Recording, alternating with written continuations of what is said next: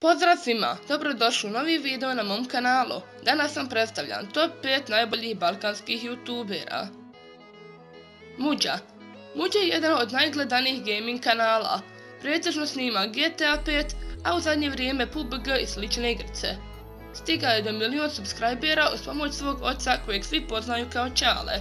Trenutno broji 1.221.008 subscribera. Serbian Games BL. Bogdan Lalović, vlasnik kanala Serbian Games BL, pretežno je prestao sa snimanjem. Izbaci 2 do 3 klipa mjesečno. Više je posvetio pažnju svom drugom kanalu Lifehacks and Experiments. Taj kanal trenutno ima 1.836.641 subscribe. Na SGBL kanalu broji 834.329 subscribera. King of Fails Show. Ovaj kanal vodi Marko iz Hrvatske koji je svojim komentarima i editom klipova učinio igre još zanimljivijim nego što jesu. Njegov kanal trenutno broji 647.007 subscribera. Jaserstein. Ovaj kanal se pretežno bavi snimanjem skečeva i muzičkih spotova.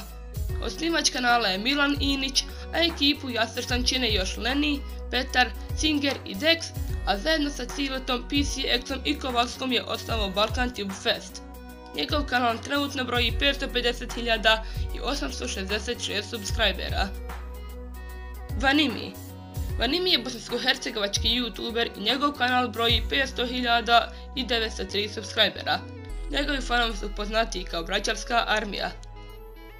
I to bilo sve od ovog videa. Sad vam da ste vi uživali, ako jeste obavezno ostavite like, šerujte ovaj video sa vašim prijateljima na ostalim društvenim mrežama i subscribe se na kanal za još novih videa i naravno ako želite uključite zvonce i tako ćete dobijati obavijesti o najnovijim klipovima sa mog kanala.